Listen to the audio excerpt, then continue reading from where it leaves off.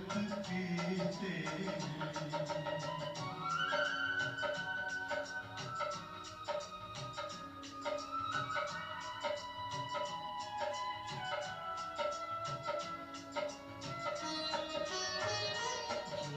पल बीते तेरी यादों में, जो पल बीते तेरी यादों में, वो पल अविनाशी होते हैं, वो पल अविनाशी होते हैं। हर पल को सफल बना देंगे, हर पल को सफल बना देंगे, तेरी याद कभी ना छोड़ेंगे, तेरी याद कभी ना छोड़ेंगे। तेरी याद का अमृत पीते हैं, तेरी याद का अमृत पीते हैं।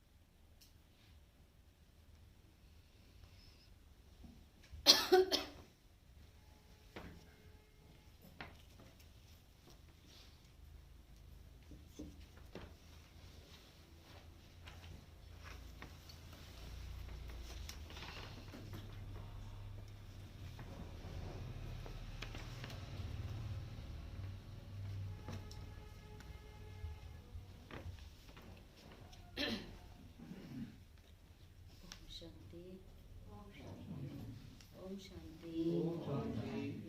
Good morning. आज सतगुरुवार है। तो सतगुरुवार के दिन विशेष किसकी याद? सतगुरु बाप की याद। सतगुरु है ना, सतगुरु क्या करता है? सदगति देता है। और बाबा ने सदगति का मार्ग बताया है। कैसे मिलेगी सदगति? कैसे मिलेगी? श्रीमत पर चलने से सदगति मिलेगी। गुरु को फॉलो करने से, सदगुरु को फॉलो करने से। तो शिव बाबा सतगुरु निराकार और साकार में बाबा ने ब्रह्मा बाप। तो बाबा कहते हैं गुरु डमा नहीं है, वो बाप है। तो फिर भी बाबा ने, शिव बाबा ने उनको निमित्त बनाया है। गुरु माना उस सतगुरु से मिलाने वाला, गुरु माना रास्ता दिखाने वाला। तो किसके थ्रू दिखाया बाबा ने? गुरु। तो इसलिए उसको फॉलो करना है। जैसे वो नंबर 1 गया वैसे मुझे भी जाना है। तो उसने सबसे पहले किस चीज पर ध्यान दिया? जो बाबा ने कहा वो करके दिखाया। पढ़ाई पर, याद पर विशेष अटेंशन दिया। ऐसे भी आज क्या है? मकर संक्रांति है ना। तो संक्रांति के दिन में विशेष क्या करते हैं? विशेष क्या करते हैं? दान पुण्य करते। दान पुण्य करते हैं। आज के दिन का दान का और स्नान का बड़ा महत्व है। तो बाबा कहते हैं आपको भी ज्ञान स्नान करना है और औरों को भी कराना है, और खुद भी जीवन में ज्ञान को धारण करना है, और दूसरों को भी ज्ञान धन दान करना है। स्थूल रूप में जो करते उसका भी बाबा रिटर्न देता, लेकिन बाबा कहते सबसे बड़ा धन है ज्ञान धन। तो इसलिए विशेष आज खास बाबा यही कहते पढ़ना है और पढ़ाना है, तभी जो बाप चाहते हैं वह प्राप्त कर सकते। जो हमको लक्ष्य दिया है वो हमको मिल सकता है। 14 जनवरी 2021 के साकार महावाक्य। बाबा बोले, मीठे बच्चे, बाप तुम्हें जो पढ़ाई पढ़ाते हैं वह बुद्धि में रख सबको पढ़ानी है। बाप तुम्हें जो पढ़ाई पढ़ाते हैं वह बुद्धि में रख सबको पढ़ानी है। हर एक को बाप का और सृष्टि चक्र का परिचय देना है।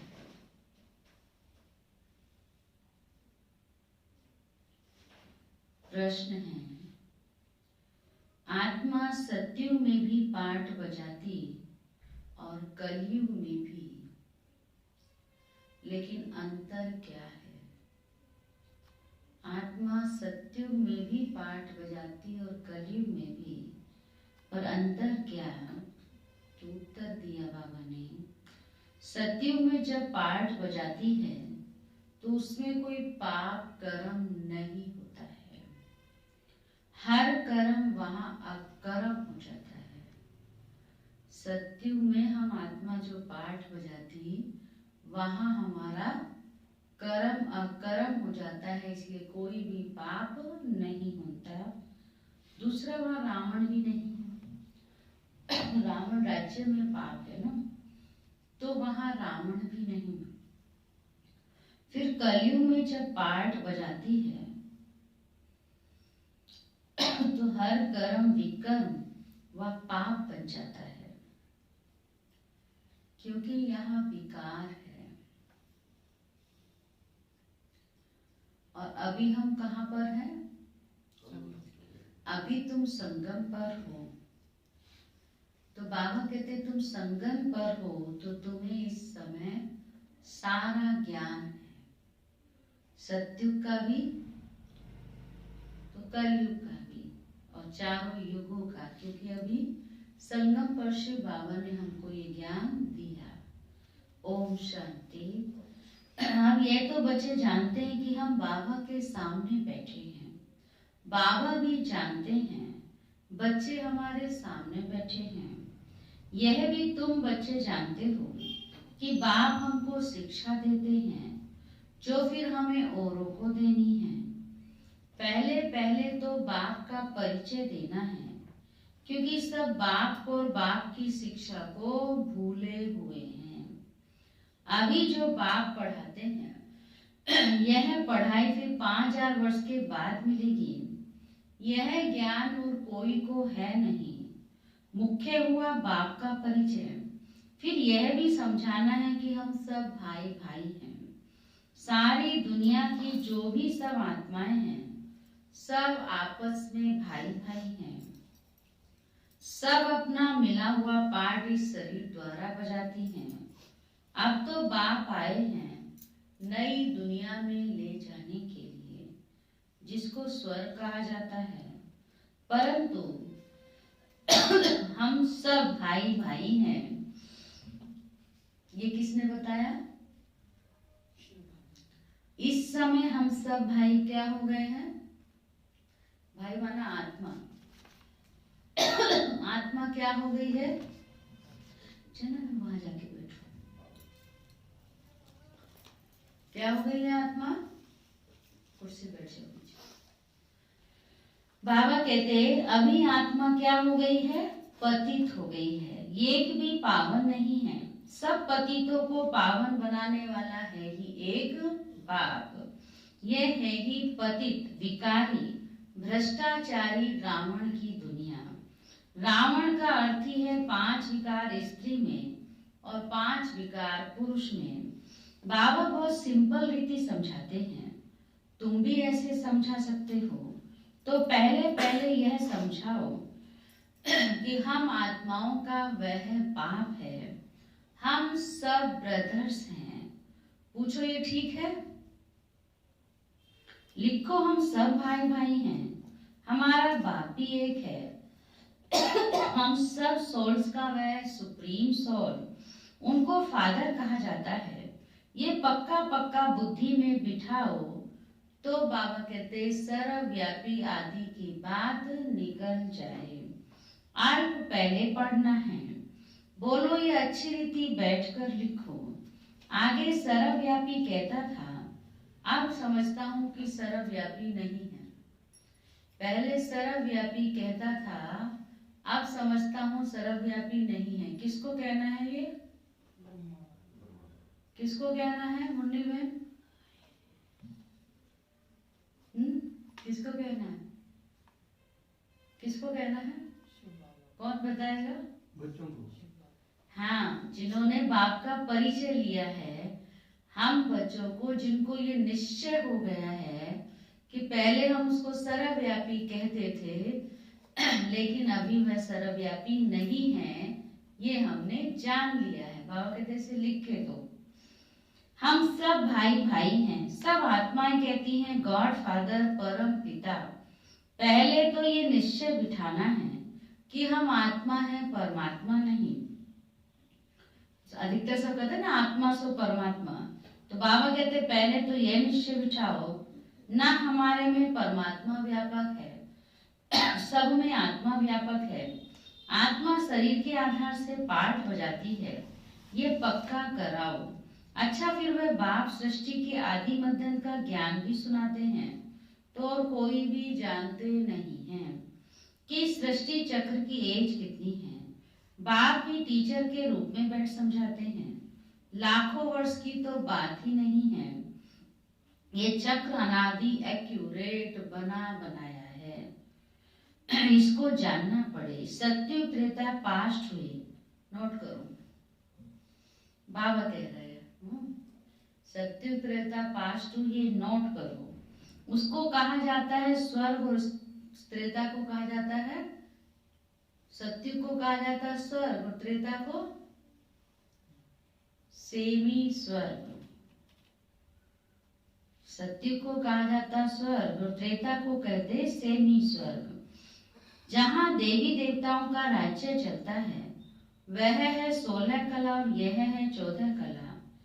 धीरे धीरे कलाएं कम होती जाती हैं। दुनिया पुरानी तो जरूर होगी ना। सत्युग का प्रभाव बहुत भारी है, नाम ही है स्वर्ग, है भी नई दुनिया, उसकी ही महिमा करनी है। नई दुनिया में है ही एक आदि सनातन देवी देवता धर्म। पहले बाप का परिचय, फिर चक्र का परिचय दिया जाता है। चित्र भी तुम्हारे सामने है, तुमको निश्चय कराने के लिए। ये सृष्टि का चक्र फिरता रहता है। सत्युग में लक्ष्मी नारायण का राज्य था और त्रेता में राम सीता का। यह हुआ आधा कल, 2 युग पास्ट हुए। फिर आता है द्वापर कलयुग। द्वापर में रावण राज्य है, देवता वाम मार्ग में चले जाते हैं तो विकार की सिस्टम बन जाती है। सत्युग त्रेता में सब निर्विकारी रहते हैं। एक आदि सनातन देवी देवता धर्म रहता है। बाबा कहते चित्र भी दिखाना है, औरली भी समझाना है। चित्रों से भी समझाओ, औरली भी समझाओ।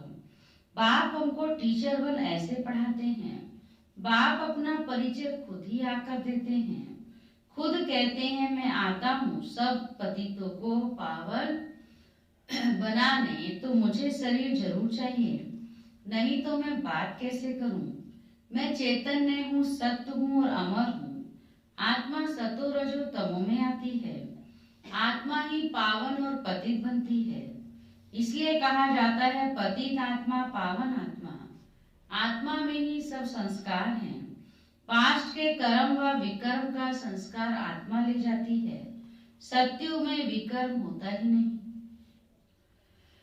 कर्म करते हैं, पाठ बजाते हैं, परंतु वह कर्म अकर्म हो जाता है। गीता में भी अक्षर है।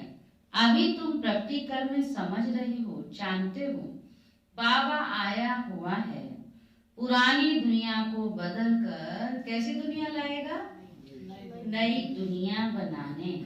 जहाँ कर्म अकर्म हो जाते हैं उसको ही सत्युग कहा जाता है, और फिर जहाँ सब कर्म विकर्म होते हैं उसको कलयुग कहा जाता है। तुम अभी हो संगम पर। बाबा दोनों तरफ की बात समझाते हैं। सत्युग त्रेता तो है पवित्र दुनिया, वहां कोई पाप होता नहीं। जब रावण राज्य शुरू होता है तभी पाप होते हैं, वहां विकार का नाम निशान नहीं है।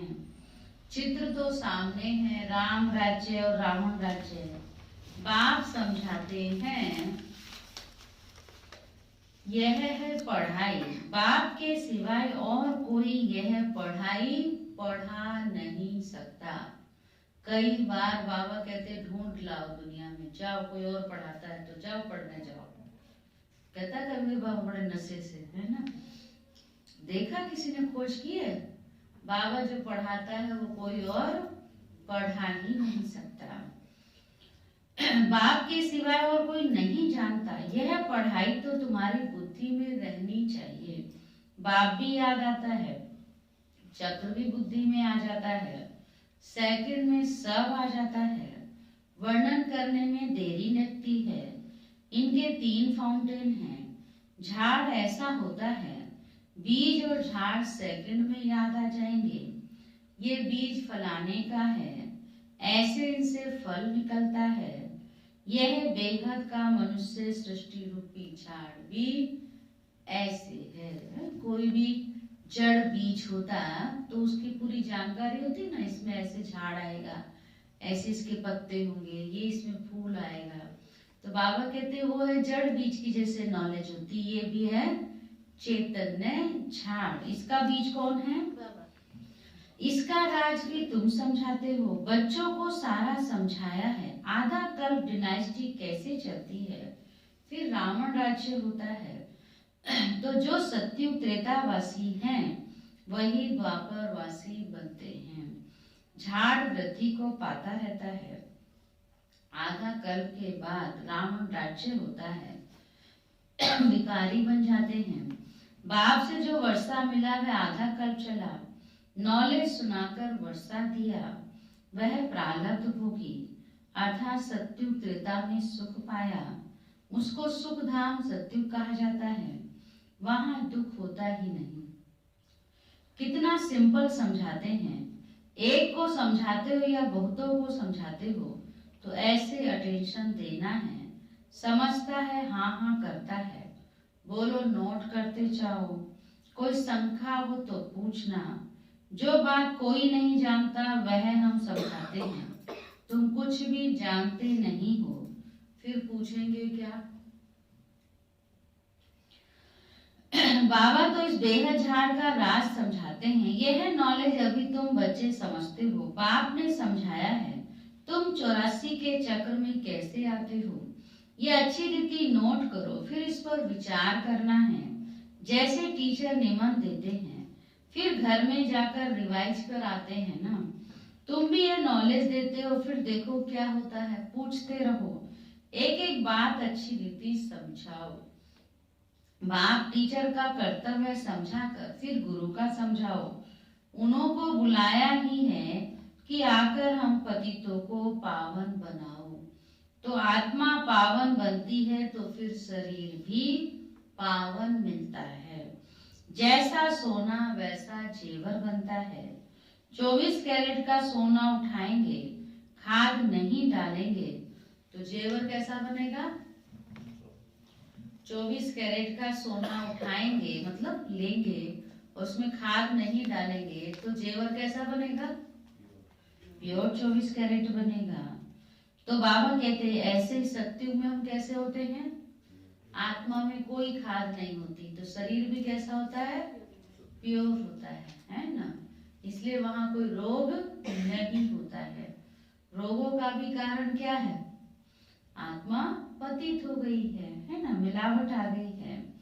तो बाबा कहते ऐसे ही अलाय डालने के बाद फिर वो तमो प्रधान बन पड़े हैं। पहले पहले भारत 24 कैरेट पक्के सोने की चिड़िया था, अर्थात सतो प्रधान नई दुनिया थी, फिर तमो प्रधान बनी है। यह बाप ही समझाते हैं और कोई गुरु मनुष्य गुरु लोग यह नहीं जानते। बुलाते हैं कि आकर के हमको पावन बनाओ, सो तो गुरु का ही काम है ना। वानप्रस्थ अवस्था में मनुष्य गुरु करते हैं। वाणी से परे स्थान तो है ही कौन सा? इनकॉर्पोरियल वर्ल्ड, जहाँ आत्माएं रहती हैं, यह है कॉर्पोरियल वर्ल्ड। दोनों का ये मेल है। वहां तो शरीर है नहीं, वहां कोई विकर्म नहीं हो, सॉरी वहां कोई कर्म नहीं होता है। कहाँ की बात कर रहे हैं बाबा? बाप में तो सारी नॉलेज है। ड्रामा प्लान अनुसार उनको कहा ही जाता है नॉलेजफुल। वह चैतन्य सत्य चित्त आनंद स्वरूप होने के कारण उनको नॉलेजफुल कहा जाता है। बुलाते भी हैं, हे पतित पावन नॉलेजफुल शिव बाबा। उनका नाम सदैव सदाशिव। शिव ही है। बाकी आत्माएं सब आती हैं पाठ बजाने, तो भिन्न भिन्न नाम धारण करती हैं। बाप को बुलाते हैं, परंतु उनको कुछ भी समझ नहीं रहती। जरूर भाग्यशाली रथ भी होगा जिसमें बाप प्रवेश कर तुमको पावन दुनिया में ले जाएंगे। तो बाप समझाते हैं, मीठे मीठे बच्चों, मैं उनके तन में आता हूँ जो बहुत जन्मों के अंत में है। पूरा 84 जन्म लेते हैं। भाग्यशाली रथ पर आना पड़ता है। पहले नंबर में तो है कौन? उससे पहले श्री कृष्ण। वह है ही नई दुनिया का मालिक। फिर वही नीचे उतरते हैं, गोल्डन से सिल्वर कॉपर आयरन एज में आकर पड़ते हैं। अभी फिर तुम आयरन से गोल्डन बन रहे हो। बाप कहते हैं, सिर्फ मुझ अपने बाप को याद करो जिसमें प्रवेश किया है। उनकी आत्मा में तो जरा भी नॉलेज नहीं थी। पता था पहले ब्रह्मा को कुछ भी नहीं था। इनमें मैं प्रवेश करता हूँ, इसलिए इनको भाग्यशाली रथ कहा जाता है। नहीं तो सबसे ऊंच तो यह लक्ष्मी नारायण है। मुझे इनमें प्रवेश करना चाहिए। पर किस में आते हैं शिव बाबा? भागीरथ ब्रह्मा बाबा में। बाबा कहते हैं ऊंच तो यह है, परंतु उनमें परमात्मा प्रवेश नहीं करते।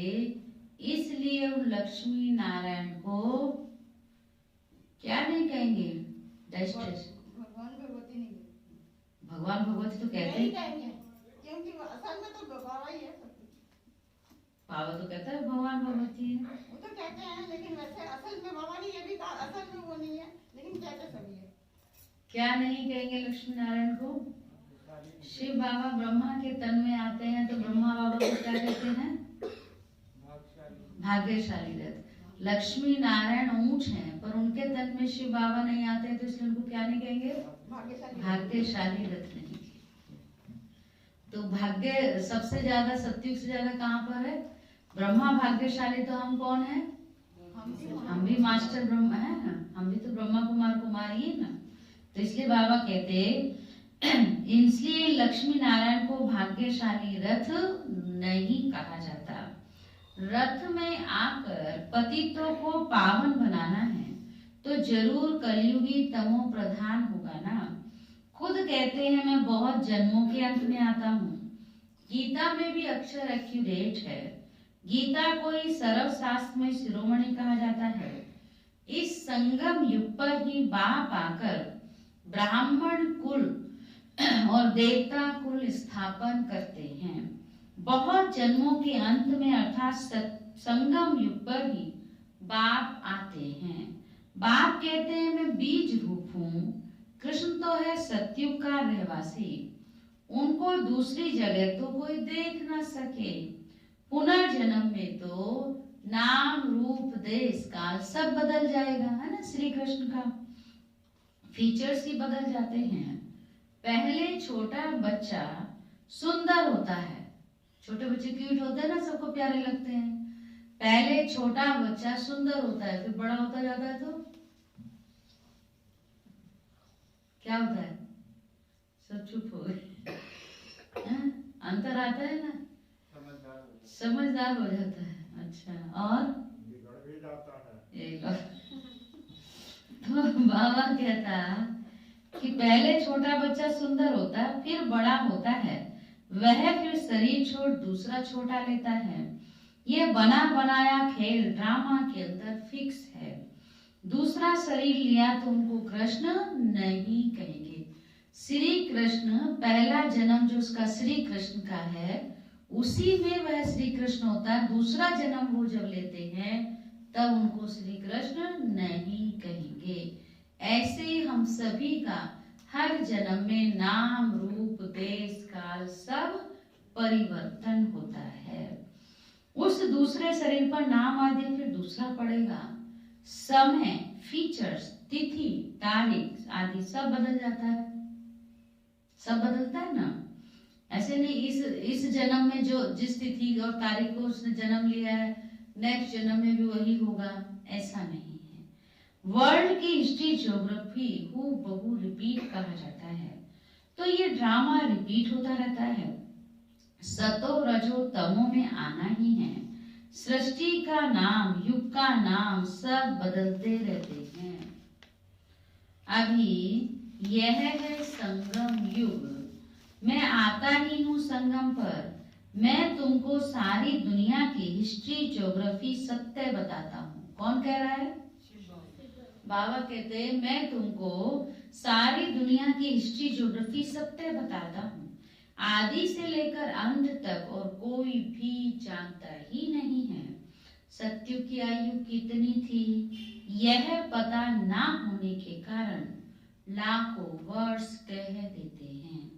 अभी तुम्हारी बुद्धि में ये सब बातें हैं। तुम्हारे अंदर में ये पक्का करना है कि बाप बाप बाप बाप भी है, टीचर भी है और सतगुरु भी है, जो फिर से सतो प्रधान बनने के लिए बहुत अच्छी युक्ति बताते हैं। गीता में भी है, देह सहित देह के सब धर्म छोड़ अपने को क्या समझो? आत्मा समझो। वापिस अपने घर जरूर जाना है। भक्ति मार्ग में कितनी मेहनत करते हैं, किस लिए करते हैं? भगवान के पास जाने के लिए। वह है मुक्ति धाम, कर्म से मुक्त। हम इन कॉर्पोरियल दुनिया में जाकर बैठते हैं। पाठधारी घर गया तो पाठ से मुक्त हुआ। सब चाहते हैं मुक्ति में जाएं। मोक्ष तो किसको मिल नहीं सकता। ये ड्रामा अनादि अविनाशी है। कोई कहे ये पाठ आने जाने का हमको पसंद नहीं, परंतु इसमें कुछ भी कर नहीं सकते। ये अनादि ड्रामा बना हुआ है। एक भी मोक्ष को पा नहीं सकते। वे सब हैं अनेक प्रकार की मनुष्य मत, और यह है श्री मत। श्रेष्ठ बनाने के लिए मनुष्य को श्रेष्ठ नहीं कहेंगे, देवताओं को श्रेष्ठ कहा जाता है। उन्हों के आगे सब नमन करते हैं तो वह श्रेष्ठ ठहरे ना। कृष्ण देवता है वैकुंठ का प्रिंस, वैकुंठ का प्रिंस। वह यहाँ कैसे आएगा? ना उसने गीता सुनाई। शिव के आगे जाकर कहते हमको मुक्ति दो। वह तो कभी जीवन मुक्त जीवन बंध में आते ही नहीं, इसलिए उनको पुकारते हैं मुक्ति दो। किसको? शिव को। जीवन मुक्ति भी वह देते हैं। शिव बाबा आते हैं तो मुक्ति जीवन मुक्ति दोनों हम बच्चों को देते हैं। अच्छा मीठे मीठे सीखी लदे बच्चों प्रति क्या? माता पिता बाप दादा का याद प्यार और गुड मॉर्निंग। रूहानी बाप की रूहानी बच्चों को नमस्ते। हम रूहानी बच्चों की रूहानी बाप दादा को भी गुड मॉर्निंग, नमस्ते नमस्ते नमस्ते। सदा रहो। कल की मुरली याद है? क्या कहा बाबा ने? सदा हर्षित मुख। कल सारा दिन हर्षित मुख कौन कौन रहा? सच्ची सच्ची बताना। सारा दिन बिल्कुल रिंचक भी मुरझाइश नहीं आई। रिंचक भी गुस्सा नहीं आया, किसी के से भी कोई वो नहीं रहा। बताओ सारा दिन हर्षित हो कौन रहा? पांडे जी पीछे देख रहे हैं। क्यों? नहीं तो हाथ क्या उठा? हाँ? जब हर्षित पूरा दिन नहीं रहे तो बाबा के दरबार में झूठ बोलने से मौन ही पार हो। पूरा दिन आशा में दीदी पूरा दिन तो नहीं रहे, लेकिन रहे थे। बाबा तो सबकी जानते हैं। कृष्णा में नहीं पूरा दिन नहीं आप तो मस्त रहते हो। मैं मस्त रहती हूँ। फिर मस्त मस्त रहूँ। आपको तो कोई गुस्सा दिलाने वाला भी नहीं। मेरे को तो आना भी नहीं चाहिए। नहीं आना चाहिए, मैं जोगी कोई साथ में नहीं है। जोगी आत्मा हूँ, जोगी आत्मा हूँ, इसीलिए। तो मुरझाई आई थी थोड़ी सी? हाँ, मुरझाई नहीं आई मुझे। नहीं आई थी, लेकिन बहुत हर्षित भी नहीं हुई। बहुत हर्षित भी नहीं हुई। ऐसा कोई भी नहीं है ज्योति बहन? अच्छा ठीक है, आज ध्यान रखना। हाँ? बाबा ने कहा ना देवताओं की क्या विशेषता होगी, वो सदा हर्षित रहेंगे। हैं? मुन्नी बहन तो बहुत मुस्कुरा रही हैं अभी, है ना? तो कल का समाचार क्या है? हर्षित। चलो तो बाबा ने आज कहा, मुख्य सार है आज की मुरली का, हम सब आत्मा रूप में भाई भाई हैं। हम सब आत्मा रूप में भाई भाई हैं। ये पाठ पक्का करना और कराना है। ये पाठ पक्का करना भी है और कराना है। अपने संस्कारों को याद से संपूर्ण पावन बनाना है। अपने संस्कारों को याद से संपूर्ण पावन बनाना है। सेकंड पॉइंट, 24 कैरेट सच्चा सोना सतो प्रधान बनने के लिए 24 कैरेट सच्चा सोना सतो प्रधान बनने के लिए कर्म अकर्म विकर्म की गुह्य गति को बुद्धि में रख अब कोई भी विकर्म नहीं करना है। वरदान है, समय पर हर गुण व शक्ति को यूज करने वाले अनुभवी मूर्त भव। बहुत सुंदर वरदान है। समय पर हर गुण व शक्ति को यूज करने वाले अनुभवी मूर्त भव। ब्राह्मण जीवन की विशेषता है अनुभव। अगर एक भी गुण व शक्ति की अनुभूति नहीं तो कभी ना कभी विघ्न के वश हो जाएंगे। अभी अनुभूति का कोर्स शुरू करो। हर गुण व शक्ति रूपी खजाने को यूज करो। जिस समय जिस गुण की आवश्यकता है उस समय उसका स्वरूप बन जाओ। नॉलेज की रीति से बुद्धि के लॉकर में खजाने को रख नहीं दो। लॉकर में खजाने बहुत हैं पर समय पर यूज नहीं दो, फायदा क्या है ना? इसलिए नॉलेज की रीति से बुद्धि के लॉकर में खजाने को रख नहीं दो, यूज करो, तब विजयी बन सकेंगे और वहां रे मैं का गीत सदा गाते रहेंगे। जो भी गुण शक्ति बाबा से मिली है समय पर उसको यूज करेंगे, अनुभव करेंगे, तब वहां रे मैं के गीत गाते रहेंगे। तो उनको बुद्धि रूपी लोकर में बाबा ने कहा संभाल के लिए रखना है, यूज करना है। यूज करेंगे तब अनुभवी बनेंगे। स्लोगन है, नाजुकपन के संकल्पों को समाप्त कर, नाजुकपन के संकल्पों को समाप्त कर शक्तिशाली संकल्प रचने वाले ही डबल लाइट रहते हैं। शक्तिशाली संकल्प रचने वाले ही डबल लाइट रहते हैं। ब्रह्मा बाप का 14वां कदम, परोपकारी के साथ साथ बाल ब्रह्मचारी। ब्रह्मा बाबा शुरू से ही, श्री बाबा ने तो बाद में प्रवेश किया, लेकिन पहले से ही बाबा की खास विशेषता थी, परोपकारी थे, सबके प्रति शुभ भाव, सबके प्रति कल्याण की भावना। इसके ऊपर तो बहुत सारी लंबी क्लास हो सकती है। कैसे बाबा बचपन से ही जब अपने भाई के चाचा की अनाज की दुकान पर बैठते थे तो क्या करते थे, किसी गरीब को देखते थे तो कई बार तो बहुत कम दामों में देते थे और कई बार तो फ्री में दे देते थे। तो बचपन से उनके अंदर वो संस्कार था ना, सबके प्रति कल्याण की भावना, सबको देने की भावना, और साथ साथ बाल ब्रह्मचारी भी। वो उसके ऊपर भी कितनी उनकी सुनी है कहानी है ना। तो इसलिए माना उनकी जो पत्नी थी यशोदा, वो दिल से उनका सम्मान करती थी। आज ऐसी बहुत कम पत्नियां मिलेंगी जो दिल से रेस्पेक्ट करती हो।